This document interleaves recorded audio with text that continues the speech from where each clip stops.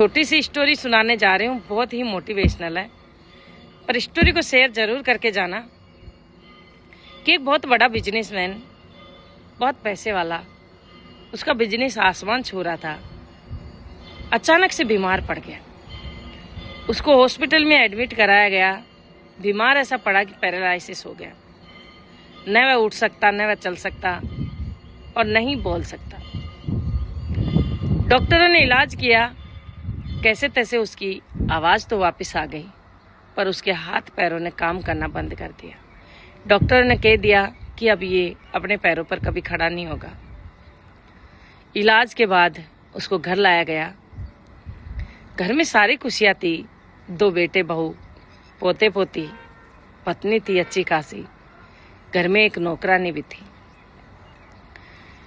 कुछ दिन बीते, घर वालों को बोझ लगने लगा, क्योंकि डॉक्टरों ने कहा कि अब ये चलने वाला नहीं है।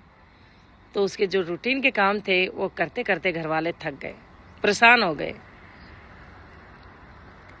बेटों ने मुंह फेर लिया, जो उसकी बिजनेस था उसको उसके पैसे वैसे ले लिए, और पत्नी का भी मन उब गया।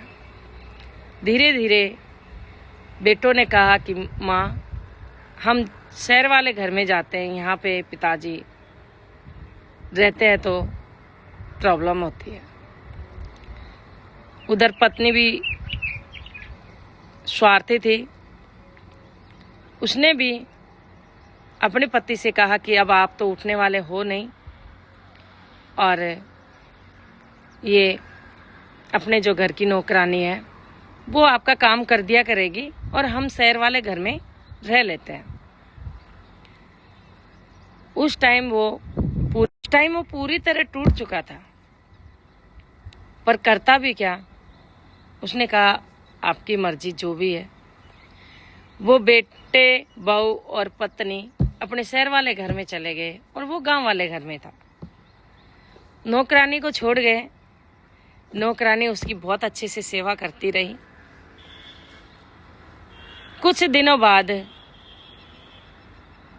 उस व्यक्ति के मन में आया कि मैं तो अब कुछ ही दिनों का हूँ, क्योंकि अब मैं बहुत कमज़ोर भी हो गया। क्योंकि जो टेंशन होती है ना, वो व्यक्ति को तोड़ देती है। जब घर वालों ने साथ छोड़ दिया, चलो बेटियां तो साथ छोड़ देती है, पर जो पत्नी होती है वो तो एक जीवन संगिनी होती है, हर सुख दुख में साथ खड़ी रहती है। पर वो पत्नी भी साथ खड़ी नहीं रही, तो वो पूरी तरह टूट गया। तो शरीर उसका बहुत कमज़ोर होता जा रहा था। तो उसके पास क्या कुछ सीक्रेट धन था। तो उसने उसको नौकरानी को बुलाया और कहा कि तू तेरे डॉक्यूमेंट लेके और मेरे को बैंक ले चल। नौकरानी ने कहा कि मालिक, क्या हुआ, आज ऐसी बातें क्यों कर रहे हो। फिर उसने कहा कि क्या पता मैं कितने दिनों का हूँ, मेरे पास कुछ सीक्रेट पैसे हैं, एफडी वगैरह है। मैं मेरी वाइफ को सरप्राइज देता, पर जब वाइफ ही नहीं है तो मैं किसको दूँ। और तू मेरी सेवा कर रही है दिन रात, मेरी पत्नी से ज़्यादा मेरी सेवा कर रही है, तो उस पर अधिकार तो तेरा ही है। नौकरानी ने एक ऑटो किया और अपने मालिक को उसमें बिठाया और बैंक ले गई। उसके पास कुछ जेवरात थे, कुछ गोल्ड ले रखा था, और 50 लाख की एफडी करवा रखी थी।